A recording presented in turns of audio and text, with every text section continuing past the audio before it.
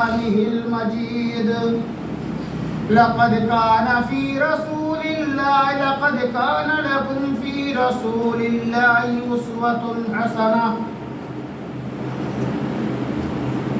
وقال في موضع آخر وما أصابكم من مصيبة فمن نفسك ويعفو عن كثير. پالتا ہے بیج کو مٹی کی تاریکی میں کون؟ پالتا ہے بیج کو مٹی کی تاریکی میں کون؟ کون دریاؤں کی موجوں سے اٹھاتا ہے سحاب؟ کون لایا کھینچ کر پچھم سے باد سازگار؟ یہ زمین کس کی ہے؟ کس کا ہے یہ نور آفتاب؟ کس نے بھر دی موتیوں سے خوشے گنجم کی جیب؟ موسموں کو کس نے سکھلایا ہے کوئے انقلاب؟ دی خدایا یہ زمین تیری نہیں، تیری نہیں، تیرے آبا کی نہیں، تیری نہیں، میری نہیں. علامہ اقبال رحمۃ اللہ علیہ نے کچھ اپنے انداز میں اللہ رب العالمین کی تعریف و توصیف بیان کی. ہر قسم کی تعریف، توصیف، بڑائی، بزرگی، وحدت، کبریائی، عظمت، سطوت صرف اور صرف اس ذات اقدس مقدس کے لیے ہے جو بلا شبہ ہمارا، آپ کا، سارے جہان کا تنہا خالق و مالک و رازق ہے. فللہ الحمد.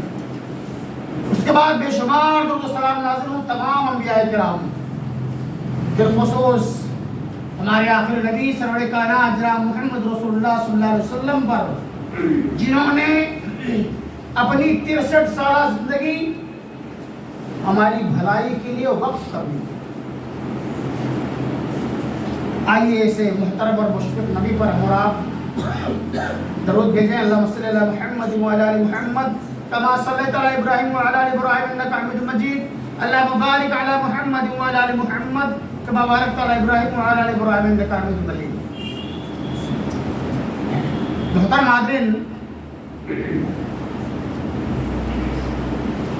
اللہ رب العالمین نے دنیا کے اندر جتنے بھی انبیاء و رسول بھیجے، جن جن نبیوں اور رسولوں کو اللہ رب العالمین نے منصب رسالت سے، منصب نبوت سے سرفراز فرمایا، ان کو ایک مستقل شریعت عطا فرمائی. ہر نبی کو ایک شریعت دی اور یہ حکم دیا کہ اس پر آپ کو بھی عمل کرنا ہے، آپ کی امت کو، آپ کے ماننے والوں کو بھی عمل کرنا ہے. جو لوگ آپ کی بات مانیں گے، اس شریعت پر عمل کریں گے، وہ ہمارے انعامات کے مستحق ہوں گے. جو لوگ اس کی مخالفت کریں گے، اس پر عمل نہیں کریں گے، وہ ہمارے عذاب کے مستحق ہوں گے. سلسلہ آدم علیہ السلام سے شروع ہوا، آ کر ختم ہوا ہمارے آخر نبی سرور کائنات جناب محمد رسول اللہ صلی اللہ علیہ وسلم پر. انہیں بھی ایک شریعت دی گئی، اور یہ شریعت چونکہ قیامت تک آنے والی سب سے آخری شریعت تھی، بڑی جامع شریعت تھی، کچھ مزید ذمہ داریاں دی گئی. آپ جانتے ہیں کہ تمام انبیاء کرام نے اپنی امتوں کو شریعت پیش کی. کچھ لوگوں نے مانا، کچھ لوگوں نے نہیں مانا. بعض تو نبی ایسے گزرے کہ ان کے ماننے والوں میں چند لوگ تھے، بعض نبی ایسے بھی گزرے ان کے ماننے والوں میں کوئی بھی نہیں تھا. کچھ نبی ایسے بھی آئے کہ جب شریعت انہوں نے اپنی امت کو، قوم والوں کو پیش کی تو ان لوگوں نے شریعت چیر پھاڑ کے پھینک دی اور ان کو قتل بھی کر دیا. نعوذ باللہ من ذالک. لیکن ہمارے نبی کریم صلی اللہ علیہ وسلم کو اللہ رب العالمین نے جو شریعت دی، اور جو انہیں امتی، سب سے پہلے امتی جو نصیب فرمائے، یعنی صحابہ کرام، یقیناً اس روئے زمین پر ان سے بہترین امت کہیں نہیں آئی، کسی نبی کی امت نہیں آئی. صحابہ کرام انتہائی مخلص، سچے پکے وفادار، اپنے نبی سے بے انتہا محبت کرنے والے، آپ کے اشاروں پر جان دینے والے. انہوں نے نبی کی ہر بات کو سنا، سمجھا، دل و دماغ میں بٹھایا، اس کے مطابق عمل کیا. اور چونکہ اللہ رب العالمین نے وعدہ کیا تھا کہ وَأَنْتُمُ الْأَعْلَوْنَ إِن كُنتُم مُؤْمِنِينَ. سن لو مسلمانوں، اگر تمہارا ایمان اسی طرح رہا، مضبوط رہا، تو ہم تمہاری مدد بھی کریں گے، تمہارا ساتھ بھی دیں گے اور تم پر انعامات کی بارش بھی کریں گے. صحابہ کرام نے الحمدللہ بالکل سچ کر دکھایا، اور اللہ رب العالمین نے ان صحابہ کرام کو ایک ایسی سند عطا فرمائی، ایک ایسا سرٹیفکیٹ دیا، فرمایا رضی اللہ عنہم ورضوا عنہ. یہ صحابہ کرام تو وہ لوگ ہیں جن سے اللہ راضی، اللہ ان سے راضی. اس سے بڑی سعادت اور کیا ہو سکتے ہے کہ اللہ رب العالمین آپ سے راضی ہو جائے. اللہ نے سند دے دی ان کو، اور سند نہیں دیا بلکہ یہ بھی فرمایا فَإِنْ آمَنُوا بِمِثْلِ مَا آمَنْتُمْ بِهِ فَقَدْ اهْتَدَوْا. دنیا والے اگر صحابہ کرام جس طرح ایمان لائے، اگر اس طرح ایمان لائیں گے تو ہدایت یاب رہیں گے رہتی دنیا تک.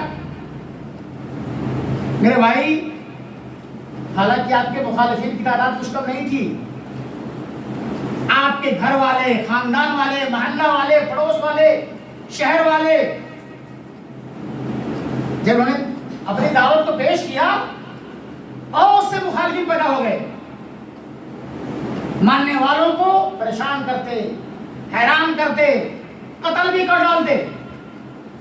لیکن چونکہ ایک مشن تھا اللہ کے نبی صلی اللہ علیہ وسلم کا کہ اللہ نے ہم کو جو شریعت دی ہے اسے دنیا والوں پر لاگو کرنا ہے، اور سینے سے لگائے ہوئے صحابہ کرام نے جب تک تھے اس کے لیے دل و جان کے ساتھ پیش کیا. آپ کو معلوم ہے اللہ رب العالمین نے شریعت پر عمل کرنے کی وجہ سے ان کی ہر موڑ پر رہنمائی بھی فرمائی، مدد بھی فرمائی. آپ کو یاد ہوگا جنگ بدر، اس کی تعداد مثال، تعداد کتنی تھی مسلمانوں کی؟ صرف 313، اور دشمنوں کا سامنے 1000 کے تھے لوگ.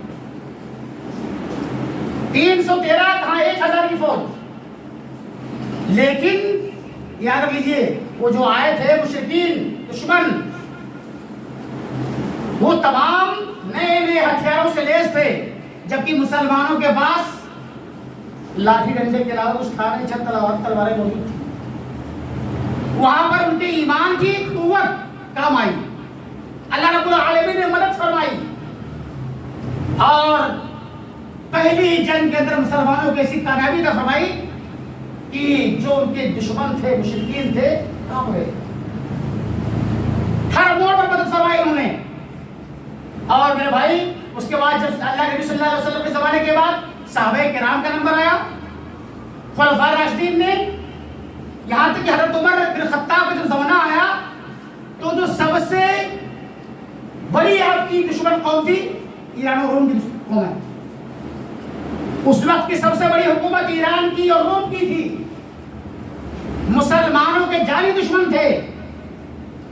لیکن چونکہ ان کے پاس شریعت مطہرہ موجود تھی، اللہ کے نبی صلی اللہ علیہ وسلم کی شریعت پر عمل کر کے کامیاب ہوئے تو وہ شریعت موجود تھی ان کے پاس، اسی کے مطابق ان لوگوں نے ان کا مقابلہ کیا. اور تاریخ گواہ ہے کہ اپنے سے 18-20 گنا فوجوں کو مسلمانوں نے شکست دے دی، اور ہر جگہ پر اسلام کا جھنڈا گاڑ دیا. کوئی ایسا علاقہ موجود نہیں تھا جو حضرت عمر بن خطاب کے زمانے میں فتح نہ ہوا ہو. اور اس سلسلہ چلتا رہا میرے بھائی. جب تابعین کا زمانہ آیا، آپ کو معلوم ہوگا، ایک مثال دینا چاہتا ہوں میں، حضرت عقبہ بن نافع فاہی رضی اللہ تعالیٰ عنہ جو تابعی ہیں، ان کے اندر ایسا جوش تھا، نبی کریم صلی اللہ علیہ وسلم کے پیغام توحید کو لے کر کے آگے بڑھتے رہے کہ جو لوگ اللہ کو نہیں جانتے ہم تعارف کرائیں کہ اللہ کون ہے، ہمیں کیا کرنا ہے، ہماری زندگی کے لیے لائے ہمیں اللہ رب العالمین نے قرآن مقدس کی شکل میں دیا ہے. یہ ہے، آپ کو معلوم ہے افریقہ کے علاقوں کو فتح کرتے ہوئے جب وہ بحر اٹلانٹک کے ساحل پر پہنچے، کیا دیکھتے ہیں؟ سامنے ٹھاٹے مارتا ہوا سمندر موجود ہے. کچھ بھی سامنے نظر نہیں آ رہا تھا، کوئی آبادی نظر نہیں آ رہی تھی. انہوں نے اپنے گھوڑے کو دریا میں ڈال دیا اور ایک ایسا جملہ کہا کہ قیامت تک ان کا ایک جملہ محفوظ رہے گا. فرمایا کیا فرمایا؟ اللہم انی لو اعلم وراء البحر بردا لخذته حتی لا یعبد حضورک. بار الہ، اگر مجھے معلوم ہوتا کہ اس سمندر کے پار بھی کوئی ملک ہے تو میں وہاں جاتا اور تیرے پیغام کو پہنچاتا. اس وقت تک وہاں رکتا جب تک کہ وہاں پر تیری عبادت نہ کی جاتی. لیکن مجھے پتا نہیں ہے کہ اس سمندر کے بعد کوئی ملک کی نہیں ہے. میرے بھائیوں، ایسا جذبہ تھا ان کے اندر. یہی وجہ ہے کہ کامیابی ان کے قدم چومتے رہی. اور آگے چلیے، خلفائے عباسیہ کا زمانہ آیا. اس وقت سب سے بڑا دشمن اگر کوئی تھا مسلمانوں کا تو عیسائی. یہ سب سے بڑے دشمن تھے مسلمانوں کے. اور اسپین کا علاقہ، اندلس کا علاقہ، یہ ایسا تھا جہاں پر مسلمانوں کا نام و نشان نہیں تھا. وہاں پر بھی اللہ کا پیغام پہنچایا ان جاؤں نے. حضرت موسیٰ بن نصیر اور طارق بن زیاد رضی اللہ رحمۃ اللہ علیہ نے اللہ کا پیغام پہنچایا. وہاں پر موسیٰ بن نصیر نے ایک زبردست جنرل، کمانڈر ان چیف حضرت طارق بن زیاد کو بھیجا. ان کے پاس صرف 2000 کا لشکر تھا. پریشانی یہ تھی کہ اسپین اور مسلمانوں کے بیچ میں ایک دریا حائل تھی. کشتی تیار کی، کئی کشتیوں کے اندر تمام مسلمان بھائیوں کو سوار کیا اور جب لے کر اندلس کے ساحل پر پہنچے، حضرت طارق بن زیاد ساحل پر اترنے کے بعد حکم دیا کہ جتنی کشتیاں ہیں جلا دی جائیں. اپنے سامنے انہوں نے تمام کشتیوں میں آگ لگوا دی. کھڑے ہو کر اعلان فرمایا، میرے بھائیوں، ہم لوگ یہاں پر آئے ہیں اللہ کا کلمہ بلند کرنے کے لیے، اسلام کا پرچم بلند کرنے کے لیے آئے ہوئے ہیں یہاں پر اسپین میں.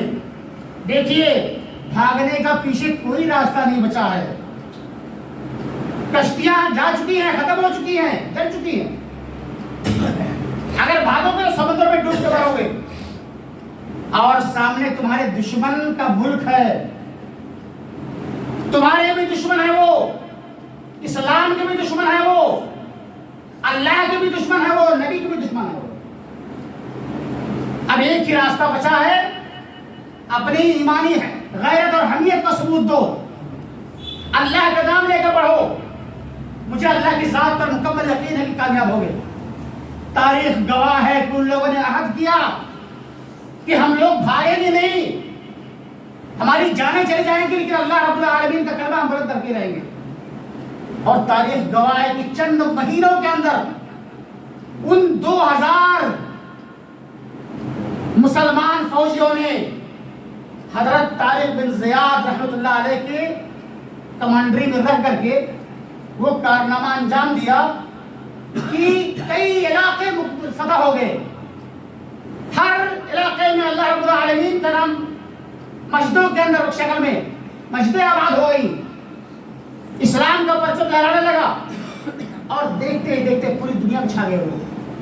انہی کے بارے میں علامہ اقبال نے فرمایا تھا، یہ غازی یہ تیرے پراسرار بندے، یہ غازی یہ تیرے پراسرار بندے، جنہیں تو نے بخشا ہے ذوق خدائی. دو نیم ان کی ٹھوکر سے صحرا و دریا، سمٹ کر پہاڑ ان کی ہیبت سے رہائی. دو عالم سے کرتی ہے بیگانہ دل کو، عجب چیز ہے لذت آشنائی. شہادت ہے مطلوب مقصود مومن، نہ مال غنیمت نہ کشور کشائی.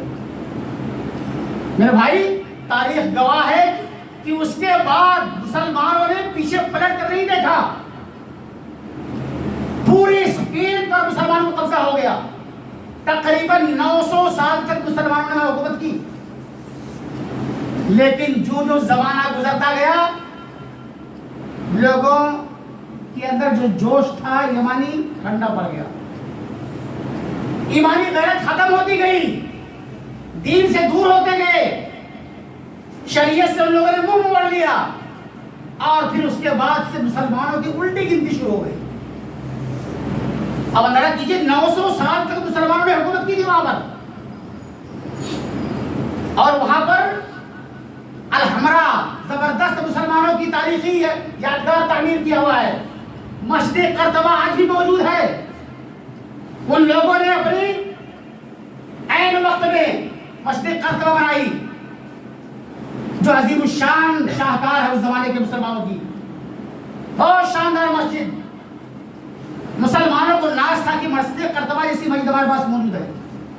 لیکن معلوم ہے آج اس مسجد کے اندر نہ تو کوئی مؤذن ہے، نہ امام ہے، نہ نماز پڑھنے کی اجازت ہے.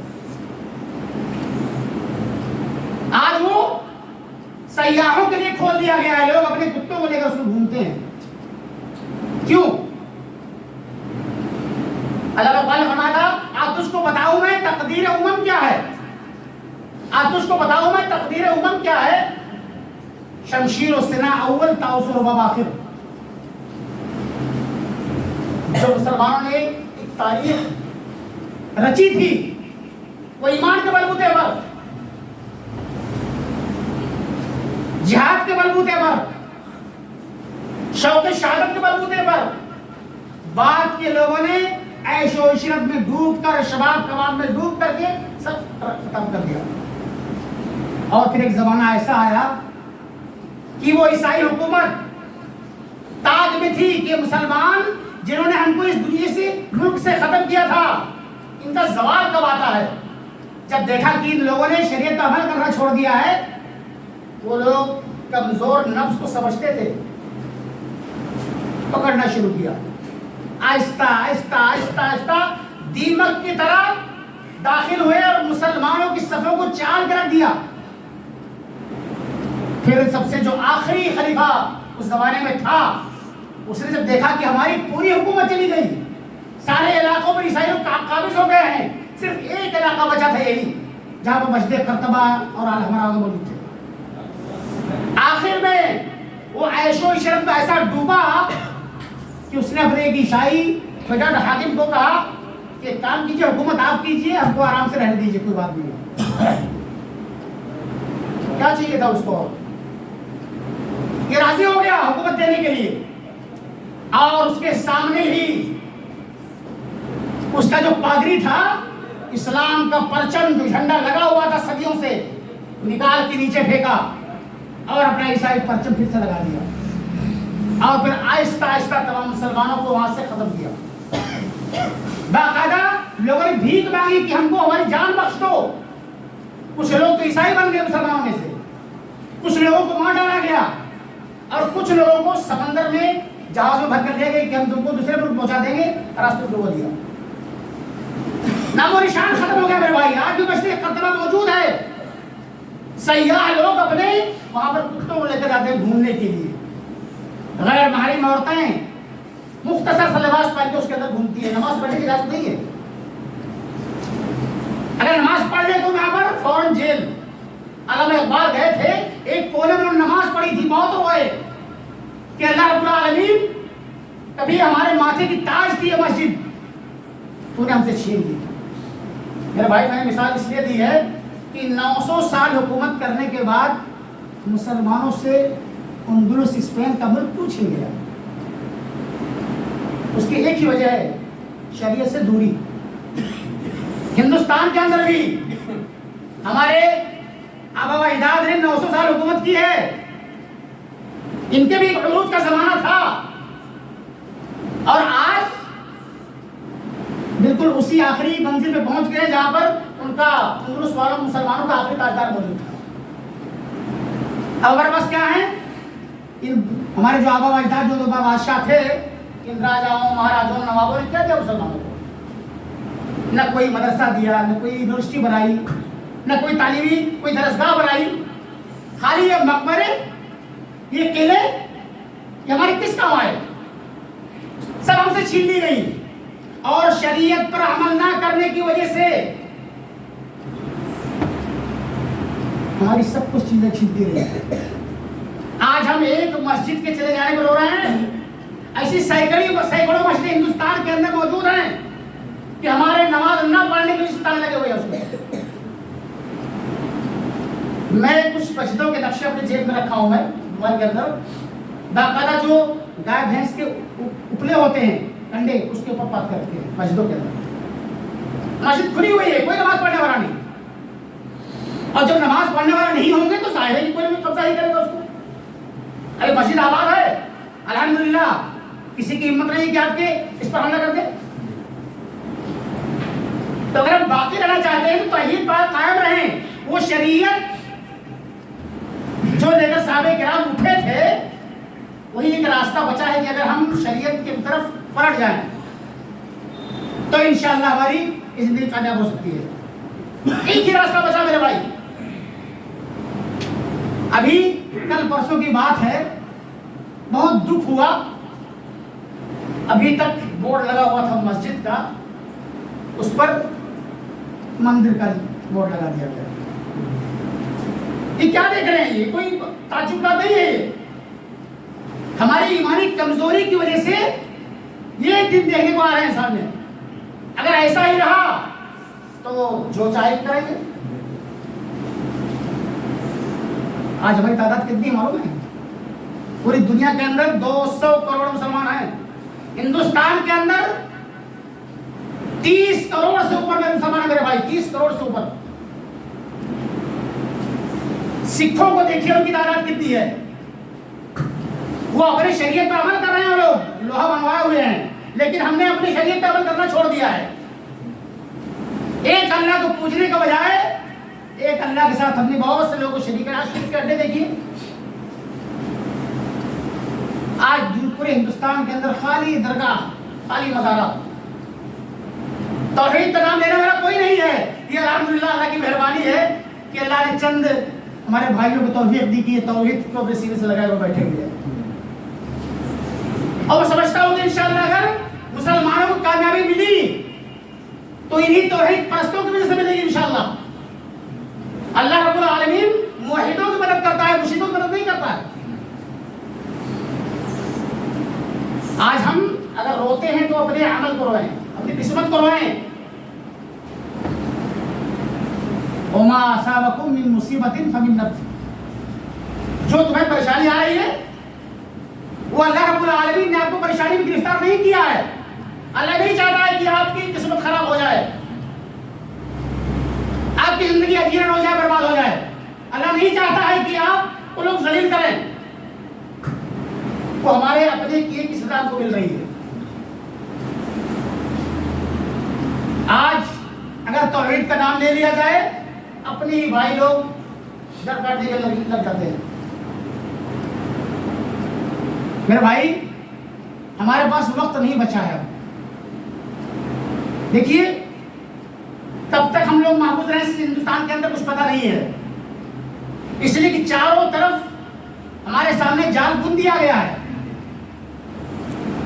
ہمیں نہیں کہتا جاتا کہ آپ لڑائی کیجیے، آپ اپنی شریعت پہ عمل کیجیے. آپ الحمدللہ یہ امن و آشتی والا مذہب ہے، امن و سکون والا مذہب ہے. اس پر آپ عمل کیجیے. عمل کریں گے تو اللہ رب العالمین کی مدد آئے گی، اللہ آپ کی طرف متوجہ ہوگا.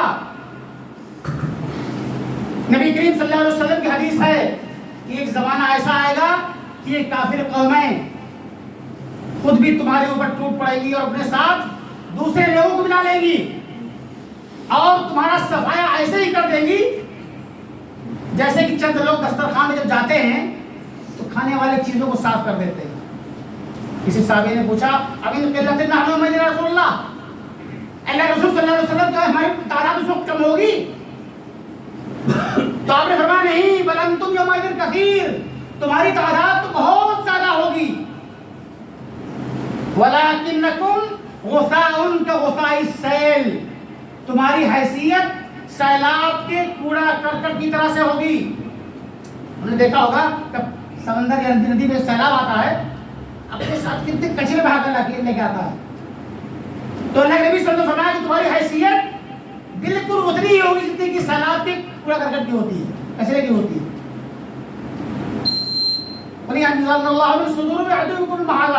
اللہ رب العالمین کافروں کے دل سے تمہارا ڈر نکال دے گا. ایک زمانہ وہ تھا کہ جب مسلمانوں کو نام دیا جاتا تھا تو بڑی بڑی حکومتیں کام جایا کرتی تھی.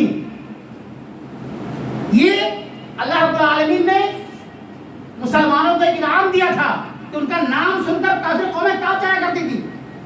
تو نبی کریم صلی اللہ علیہ وسلم کا زمانہ ایسا آئے گا کہ ان کے دل سے تمہارا ڈر نکل جائے گا. وَلْيَقْذِفَنَّ اللَّهُ فِي قُلُوبِكُمُ الْوَهْنَ, اللہ رب العالمین تمہارے دلوں میں وہن ڈال دے گا. کسی نے پوچھا وَمَا الْوَهْنُ یا رسول اللہ, اے اللہ رسول صلی اللہ علیہ وسلم وہن کیا چیز ہے؟ قال حب الدنیا وکراہۃ الموت, دنیا کی محبت اور موت سے نفرت. میرے بھائی دیکھیے آج بھی ہو رہا ہے کہ نہیں ہو رہا ہے؟ کہ ہماری بربادی کے لیے دو چیزیں ہمارے سامنے ہیں.